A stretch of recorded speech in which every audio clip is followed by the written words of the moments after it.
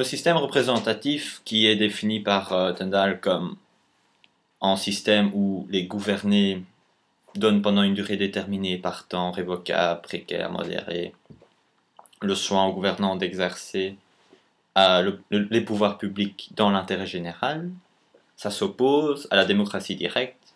Là, on n'a pas de dissociation entre les gouvernants gouvernés et ce système existe encore par exemple en Suisse avec le phénomène des Landsgemeinde, où dans un canton et en autre demi-canton, c'est encore possible. On avait par exemple en 2010, on avait à Glaris, on avait l'élection d'une femme au gouvernement du canton.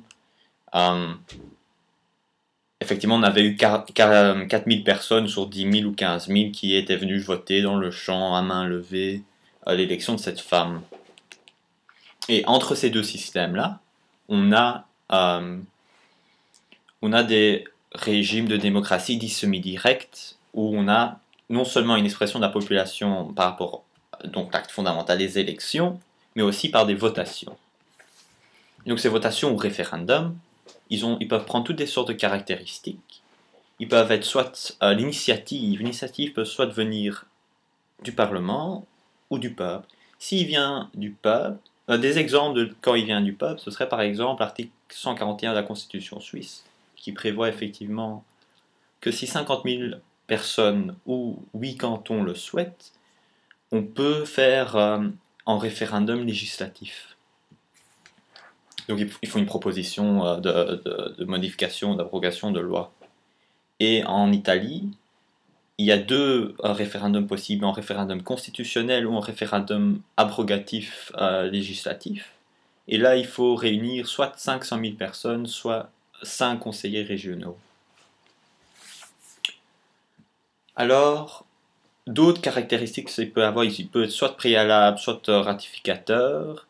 Il peut aussi être optionnel ou normatif. Optionnel, c'est-à-dire que c'est juste une sorte une ligne directrice dans laquelle le peuple se prononce là-dessus.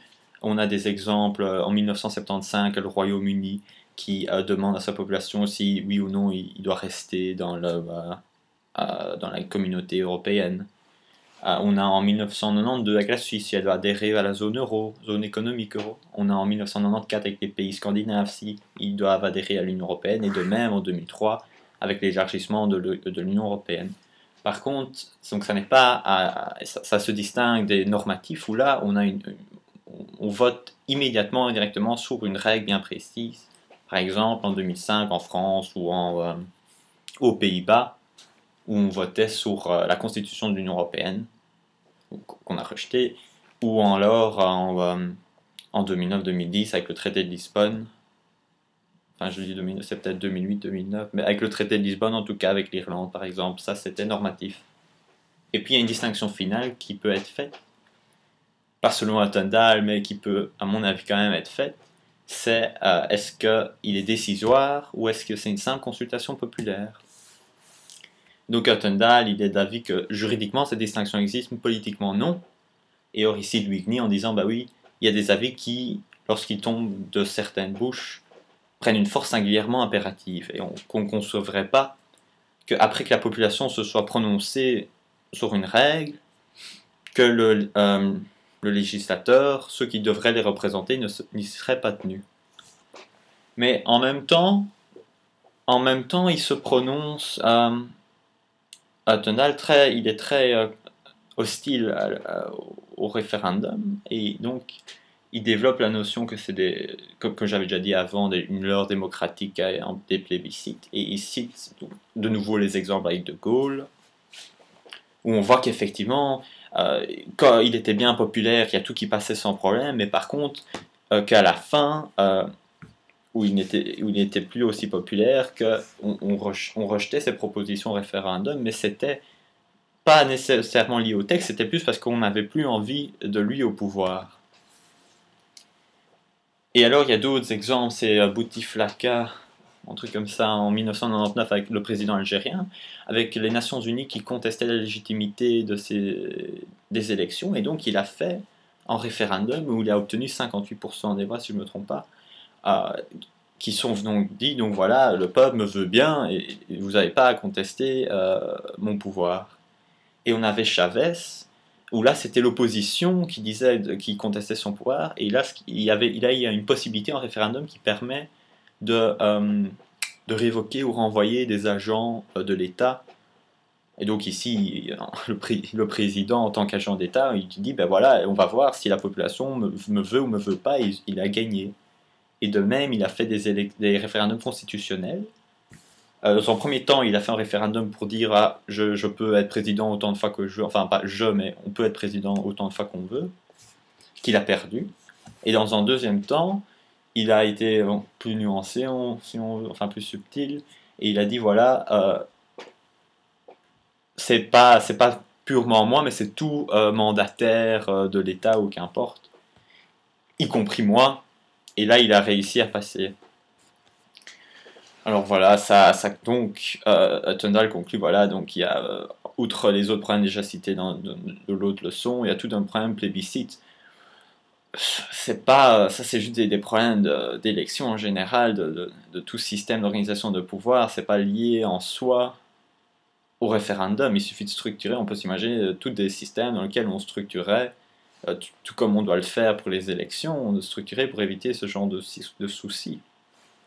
Enfin... alors, en Belgique, est-ce que c'est admis? La réponse au référendum décisoire, c'est non. C'est tout à fait non. Le référendum constitutionnel n'est pas admis en raison de la Constitution même, c'est-à-dire l'article 33, parce qu'il déclare que les pouvoirs émanent de la nation et sont exercés de manière établie par la Constitution. L'article 36 qui dit que le pouvoir législatif appartient au roi, appartient à la Chambre des représentants et au Sénat. Et puis, il y a le pouvoir, l'article 195 qui établit la procédure de révision de la Constitution. Et donc, on voit bien, si on combine ces articles-là, qu'on ne peut pas modifier par référendum, ça n'est pas du tout prévu, la Constitution. Et c'est de même pour le législatif, sauf qu'on n'utilise plus le 195. Et aussi mutatis mutandis pour les entités fédérées, mais là, c'est sur base de la loi du 8 août 1980, qu'on appellera la loi 888, pour faire plus facile, la loi spéciale plutôt, qui donc celle qui organise tout ce qui est de tout le fédéralisme, si on veut, sauf Bruxelles, qui sera organisé par après. Mais qu'est-ce qu'il en est des consultations populaires? Puisque, effectivement, la Constitution dit que l'exercice du pouvoir doit être établi comme par la Constitution. Mais là, c'est pas vraiment un exercice, c'est on demande à la population son avis. Donc, bon, de nouveau, on ressort cette critique de dire oui, mais politiquement, on est tenu. Alors, et c'est effectivement à mon avis, ce que la majorité de la doctrine pense. C'est ce que la section de législation du Conseil d'État pense. Effectivement, il faut réviser la Constitution pour permettre ce genre de mécanisme parce que ça change si profondément le système parlementaire. Et ils reprennent en fait l'opinion de Delperrey qui dit voilà, le système parlementaire est tel que c'est le Parlement qui représente la nation. Et par conséquent, c'est le seul qui peut le faire. La nation ne pourrait pas se représenter elle-même. Bon, c'est même totalement illogique de prétendre que, soi-disant, le Parlement, il représenterait tellement bien que en conséquent, parce qu'il représente la nation, on ne peut pas demander à la population son avis. C'est une incohérence assez évidente. Et Tundal suit cet avis. Alors, il sort l'exemple de la question... Enfin, il y avait plusieurs... Il y a eu 2 questions populaires au niveau fédéral. Au total, il y avait une en 1940 en 1932 plutôt, avec quelque chose avec Gand, mais je ne sais plus trop quoi ce que c'est. C'est pas développé dans le précis, donc c'est pas important. Mais on a la question royale en 1950, ça c'est important. Et donc, comme vous savez, il faut constater l'impossibilité de réunir les rois. Bon, cette loi déjà en soi, qui n'est pas vraiment une loi, est déjà contestable pour d'autres raisons, on en reviendra après. Mais on a fait une consultation populaire et au total, la population s'était prononcée pour, mais les francophones et les bruxellois s'étaient prononcés contre. Et donc il a un peu anticipé la logique fédéraliste et il a dit qu'il ne pouvait pas reprendre le pouvoir. De toute manière, pour Attendal et pour d'autres personnes à la doctrine, cette consultation était inconstitutionnelle parce qu'en fait on demandait à la population d'émettre un jugement sur la personne du roi. Et donc, le roi est inviolable en raison de l'article 188, mais plus important, c'est lui donner une apparence de pouvoir, de penser qu'il doit avoir notre confiance, comme s'il était contrôlé, c'est faire comme s'il avait quelque chose à contrôler, comme s'il avait un pouvoir. Il n'a aucun pouvoir. Et donc il n'a pas besoin, le peuple ou le parlement, qu'un des deux, l'un par l'autre, qu'importe, n'a pas à porter le jugement sur le roi non plus. Et d'ailleurs, on n'a pas de moyen de contraindre le roi à abdiquer, par exemple, en principe. Donc il y a là, de toute manière, quelque chose d'assez inconstitutionnel. Mais est-ce que vraiment il y a quand même quelque chose, quand on y pense, quelque chose d'assez hypocrite dans ce qu'ils nous disent, puisqu'ils nous disent en même temps qu'ils sont tous contre cette consultation populaire. Et pourquoi ? Parce que voilà, il y a tous des problèmes qui sont liés à ça, problèmes qui sont tout aussi liés aux élections, et que là on accepte, et que pour une autre raison on n'accepterait pas ici. Et donc on nous dit, voilà, en fin de compte, ce qu'on nous dit, c'est ça, c'est que le Parlement est bien plus apte à représenter et à apprécier ce qu'est la volonté générale que la population elle-même. Ce qui est défendable en soi. Mais alors, il faut admettre que quand on fait une consultation populaire, puisqu'ils sont plus aptes à apprécier, mais qu'elle n'a pas de force en réalité, puisque c'est eux qui sont les mieux placés pour le faire. En plus, c'est renforcé par le fait que le mandat n'est pas impératif. Quand on propose quand on propose un programme électoral, on n'est pas du tout obligé de s'y tenir, parce que le mandat, il est général. Et même, bon, on pourrait encore dire, oui, mais là c'est général, et c'est pour tout un temps, 4 ans, ici c'est assez précis, ça pourrait être précis en tout cas, et donc il y a quelque peu en problème plus grand, mais par exemple avec des révisions constitutionnelles, dans la deuxième étape, quand on a la dissolution des chambres elle est supposée permettre à la population de se prononcer sur la validité de ces révisions.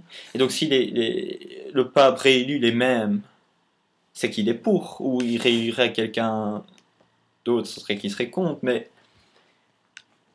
on dit qu'ils ne sont pas du tout tenus par les déclarations, qu'ils peuvent faire ce qu'ils veulent, alors qu'il se peut que le peuple s'est prononcé totalement pour. Et donc, il y a là pourquoi est-ce que si soi-disant le mandat ne serait pas impératif pour les élections, surtout pour les élections suite à la dissolution des chambres pour une révision constitutionnelle qui en principe porte totalement sur, au moins dans la théorie, porte totalement sur la révision constitutionnelle, pourquoi là, ça serait pas impératif et dans les votations, ce serait impératif? Je ne vois pas exactement pourquoi. Mais l'hypocrisie est de dire que on s'y tiendrait, il faudrait s'y tenir, mais en même temps, surtout ne leur demandons pas. Soit le Parlement, c'est lui le plus apte à apprécier, dans ce cas on peut poser, parce que de toute manière on s'en fout de ce que la population pense, parce que c'est ça qu'on nous dit, soit la population, soit son avis a de l'importance, et dans ce cas, il n'y a pas de raison de ne pas lui poser. Voilà, ça paraît assez logique.